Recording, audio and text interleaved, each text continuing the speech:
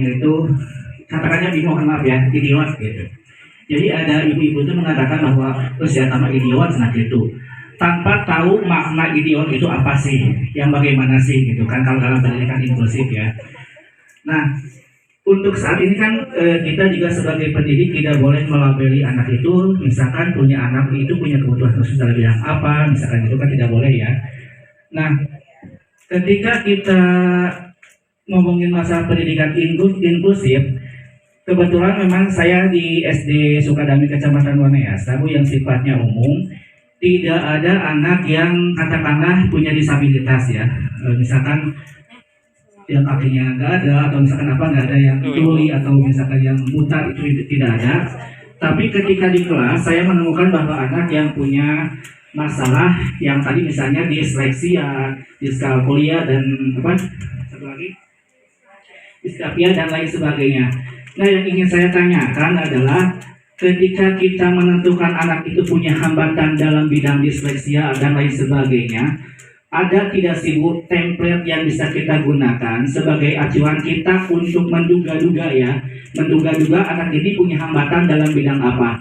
Supaya ketika kita khususnya sebagai pendidik, ketika menemukan anak yang punya kebutuhan khusus tadi itu, tidak langsung melabeli anak ini idiot, anak ini ADHD, CB dan lain sebagainya gitu.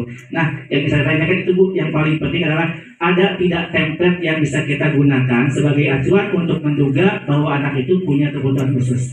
Itu saja Bu. Terima kasih. Terima kasih. Dari kaum Hawa ya kontennya dari belakang. Ada berapa orang? Yang mana? Boleh ujian dari kacamata. Dua-duanya kacamata. Yang sedikit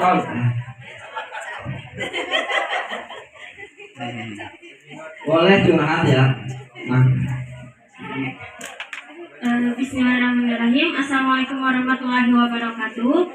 Assalamualaikum warahmatullahi wabarakatuh. Izin memperkenalkan diri terlebih dahulu. Saya Nurul. Saat ini diamanahi sebagai guru BK di MI Purwakarta. Begini Bu, saya itu sempat beberapa kali berinteraksi dengan disabilitas, terutama disabilitas netra. Nah, interaksi saya dengan beberapa orang disabilitas netra ini kebetulan orang-orangnya yang masya Allah ya, bahkan lebih dari kita gitu. Saya pernah mengasisteni seorang dosen yang beliau ini disabilitas netra. Nah, satu waktu ada sebenarnya nggak nyambung sedikit apa ya, ada di daerah tempat tinggal saya, anaknya itu mempunyai disabilitas gitu. Tapi orang tuanya ini tidak mau melakukan upaya untuk mengembangkan potensi yang ada pada anak ini gitu. Saya sudah berusaha sebisa saya gitu ya untuk memberikan pemahaman. Kira-kira mungkin ada yang bisa dilakukan, mungkin saya bisa minta bantuan kemana gitu untuk bisa mengembangkan potensi anak tersebut gitu. Terima kasih. Itu assalamualaikum warahmatullahi wabarakatuh. Waalaikumsalam warahmatullahi wabarakatuh. Baik, saya catat di sini ada dua pertanyaan, yaitu ada tidak template yang bisa kita gunakan untuk menduga-duga bahwa siswa didik kita ini disabilitas atau tidak. Yang kedua, tadi mungkin ruang untuk konsultasinya kemana.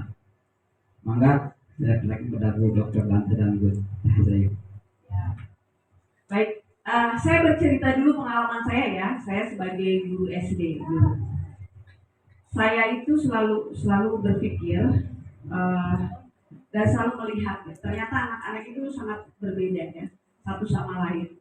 Ada yang cepat dalam belajar bahasa, matematika, ada yang sangat lambat. Sehingga waktu itu saya selalu berusaha datang pagi sebelum masuk kelas. Dan ternyata ada anak-anak yang datangnya juga diantarkan pagi banget oleh orang tuanya. Dan daripada tidak ada aktivitas, anak-anak kan suka ke gurunya tuh pengen tahu apa. Akhirnya saya suka sediakan sesuatu untuk mereka. ada buku, kemudian yang belum bisa baca saya perlihatkan gambarnya, lalu saya ceritakan, yang sudah bisa baca kemudian saya ajari baca sehingga dia lancar. Nah itu ketika saya melihat dan saya melakukan hal itu, ternyata anak-anak itu progresnya luar biasa.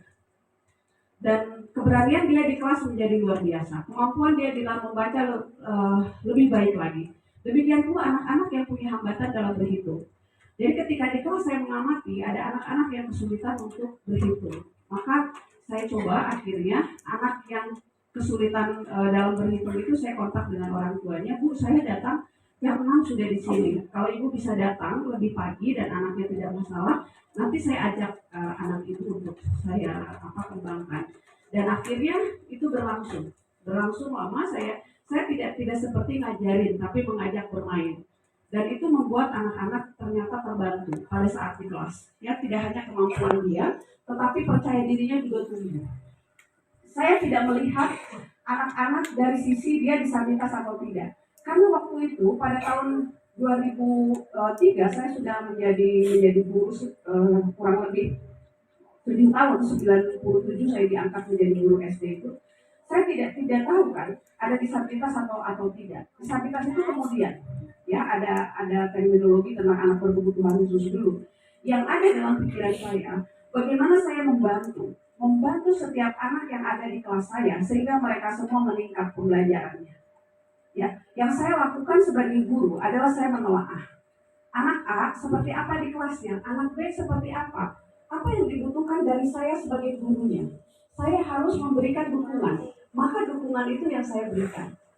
Saya yakin tanpa ada instrumen identifikasi yang akan membantu kita untuk mengidentifikasi apakah dia seorang disabilitas atau tidak, untuk hambatan-hambatan yang ibu bapak biasa pelajari di sekolah atau yang ibu bapak ajarkan, ibu bapak sudah punya bekalnya. Dalam artian ketika kita melihat seorang anak kemampuannya di bawah rata-rata kelas pada saat kita mengajar, ya kita bisa telusuri kenapa dia tertinggal. Kemudian kita bisa identifikasi. Yang saya lakukan dulu adalah seperti itu. Saya selalu mengidentifikasi perkembangan anak-anak yang saya ajar. Sehingga satu persatu itu saya tahu. Dia baru belajar huruf, yang ini sudah belajar suku kata, yang ini sudah belajar membaca kata, yang ini sedang merangkai kata-kata dan membuat kalimat. Nah, saya berikan pembelajaran secara individual.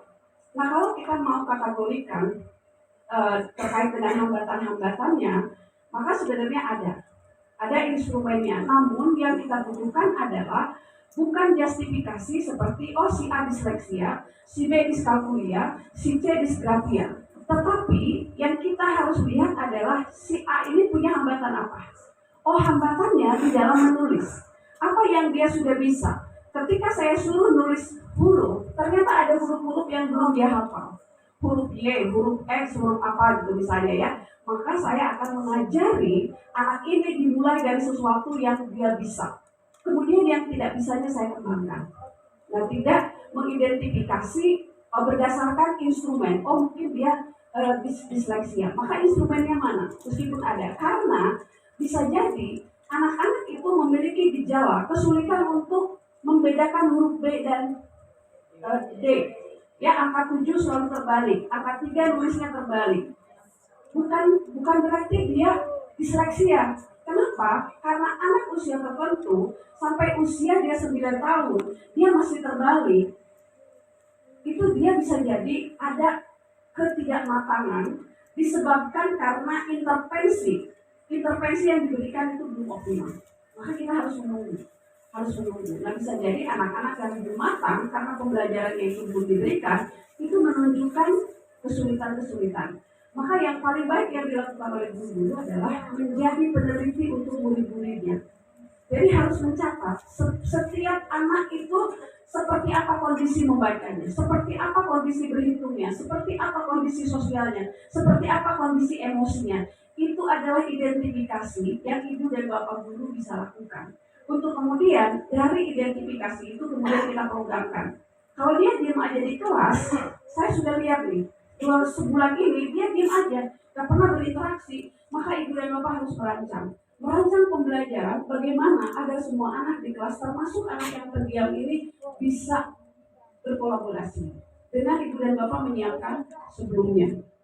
Instrumen itu ada, tapi menurut saya dengan pengalaman saya sebagai guru sebelumnya, kita melakukan tadi penelaahan atas kondisi-kondisi anak, kemudian kita memprogramkan. Nah, terkait dengan tadi Pak, sebutan idiot itu dulu, debil ambisius idiot. Itu sebetulnya disabilitas intelektual. Dulu namanya tunagrahita. Tunagrahita ringan, sedang, berat. Idiot itu yang paling berat. Jadi yang nggak bisa apa-apa.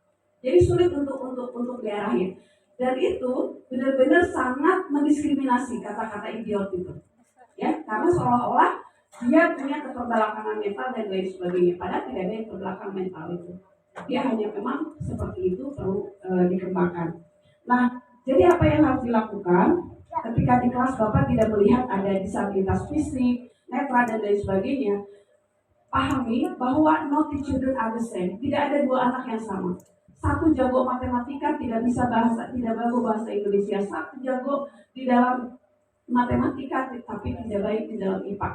Itu kondisi anak-anak kita. Ya, maka yang paling penting bagi kita adalah bagaimana kita memahami dan mengajar.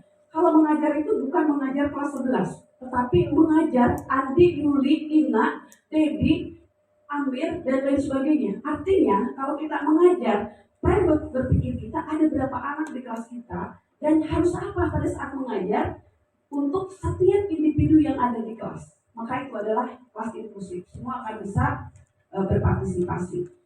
Kemudian, tadi yang Ibu sampaikan, orang tua itu masih tidak mau diadvokasi ya. Kenapa? Karena stigma. Masyarakat seringkali punya stigma, tidak ingin diketahui kondisi kedisabilitasan anaknya, sehingga daripada dia terbuka, nanti semua orang jadi tahu, maka dia menarik diri, gak usah gitu. Maka kita harus menguatkan keluarga dengan memberikan penguatan melalui parenting bahwa pendidikan adalah hak semua orang, bahwa tidak boleh berkata biarin aja anak saya nggak bisa apa-apa, saya bisa urusin kok. Bukan itu. Anak itu dalam kondisi apapun dia perlu dan berhak untuk mendapatkan pendidikan, maka harus kita upayakan. Demikian jawabannya. Terima kasih.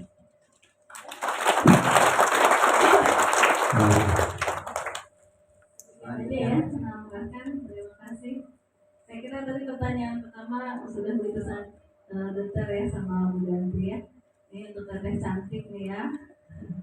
Di sini itulah yang tentunya jadi harapan saya dengan unit layanan disabilitas. Bagaimana kita bisa memberikan pelatihan-pelatihan untuk para pemuda, mahasiswa untuk memberikan pelayanan yang real terhadap apa sih yang dibutuhkan oleh disabilitas ini. Salah satunya ya, target utama kita adalah mengenalkan tentang bagaimana Al-Quran, Sunnah, dakwah, termasuk juga bagaimana mengenalkan mereka tentang kewajiban mereka sebagai seorang muslim.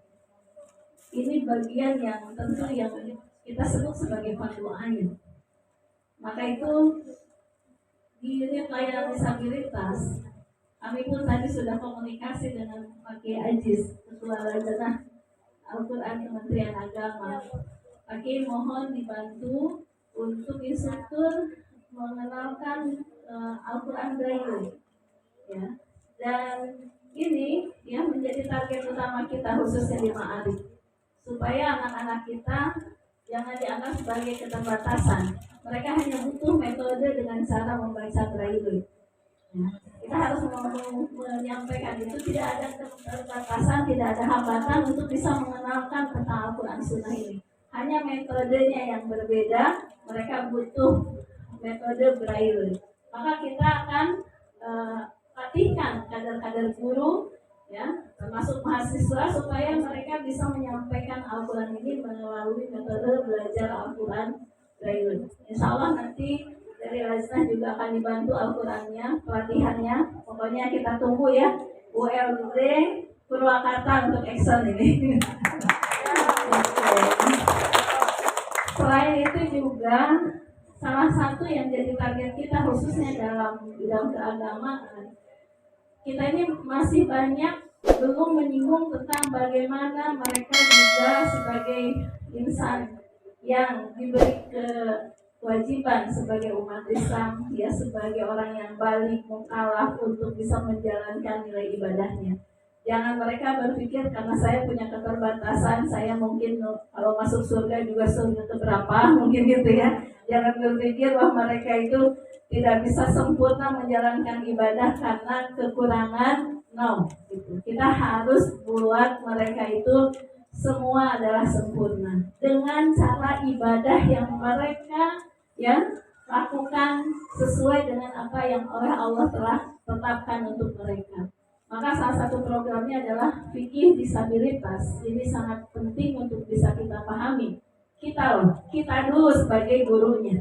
Ya, kita dulu yang harus punya wawasan. Bagaimana sih mengenalin sholat ketika mereka mungkin tidak bisa tidak bisa berkata-kata dengan fasih Al-Quran, baca basmalah, Fatihah, ya. Tidak bisa mungkin mengungkapkan Allahu Akbar pun tidak bisa. Apakah berarti sholatnya tidak sah mereka itu? Nah, ya, kita lah yang harus lebih paham bagaimana fikih disabilitas itu bagian dari bagaimana menyampaikan bahwa kita bisa beribadah dengan sempurna. Itu semua adalah dasarnya, ya. Nah, ini Bu Rima titip ya, kajian-kajian fikih disabilitas harus dikerjakan karena kita perlu untuk menyampaikan itu ke anak-anak kita, ya, bahwa mereka mempunyai kesempatan ya untuk bisa memperdalam, mengkaji, bahkan kesananya lebih ya untuk menyebarkan lagi. Karena saya Menciptakan lingkungan yang inklusif, maka harus dimulai dari diri kita. Inklusif itu membutuhkan komitmen, konsistensi, serta tanggung jawab. Maka yang perlu dilakukan oleh diri kita adalah pertama, persenjatai diri kita agar mengerti dan paham bagaimana mengembangkan semua anak, termasuk anak-anak dengan disabilitas. Karena ketika kita dikatakan bertanggung jawab, maka ketika kita mengajar sesuatu, maka kita harus punya ilmunya. Jadi Ibu dan Bapak sekalian, mari kita bersama-sama terus menimba ilmu agar kita tahu dan mengerti bagaimana membelajarkan anak-anak sehingga anak-anak bukan hanya dari tidak mengerti menjadi mengerti, dari tidak tahu menjadi tahu, tapi yang Putri katakan bagaimana yang dipelajari dia bisa diterapkan dalam kehidupan sehari-hari termasuk nilai-nilai agama tentu.